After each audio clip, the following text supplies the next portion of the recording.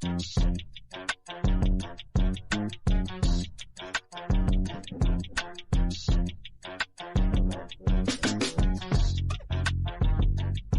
everyone, welcome back to my channel. Today I'm excited to share with you an aspiring Pinterest makeup look that's full of color, flavor, and fun. So join me on this makeup journey and don't forget to hit that subscribe button for more exciting content. For this look, we'll start by applying a golden eyeshadow to the inner corners of our eyes. Then using a vibrant shade, we'll create a winged eyeliner that really pops. I hope you enjoyed watching me recreate this Pinterest-inspired makeup look. If you like this video and want to see more like it, please give it a thumbs up and don't forget to click that subscribe button. Stay tuned for more fun and creative makeup tutorials coming your way. Thanks for watching everyone, and I'll see you in the next video.